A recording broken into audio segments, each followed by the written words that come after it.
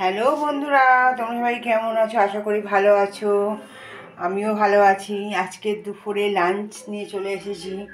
আজকে লাঞ্চে কী কী আছে তোমাদের দেখিয়ে দিই। রোজই তোমরা দেখো আমার চ্যানেলে এগুলো।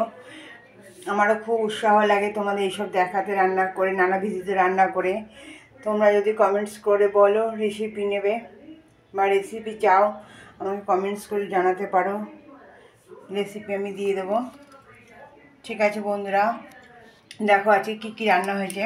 আজকে রান্না হয়েছে ভাত, তো আছে রোজকারের মতো। আজকে আমি অল্প ছোটো জায়গায় ভাত করেছি, যেহেতু তোমাদের দাদাভাই আজকে অফিসে গিয়েছে।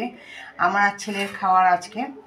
তার সাথে এই যে ধনে পাতার বড়া, আমার যেটা খুব প্রিয়।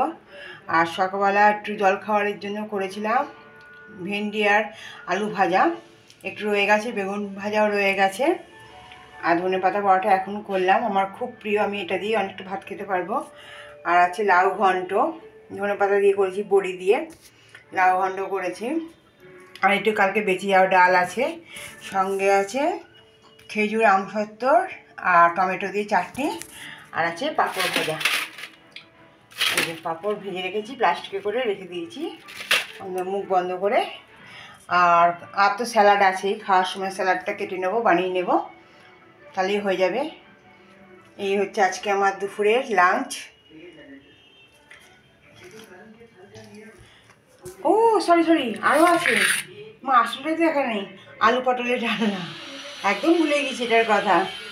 আলু পটলের ডালনা, গা মাখা একদম নতুন কচি পটল, এই দিয়ে ডালনা করেছি। এই হচ্ছে আজকে দুপুরে আমার লাঞ্চ। যদি বন্ধুরা ভালো লাগে আমার লাঞ্চ দেখতে, পারলে যদি ভালো লাগে একটা লাইক করে দিও, সঙ্গে থেকো, পাশে থেকো, আর ভালো থেকো, সাবধানে থেকো। আসছি নতুন একটি ব্লগ নিয়ে।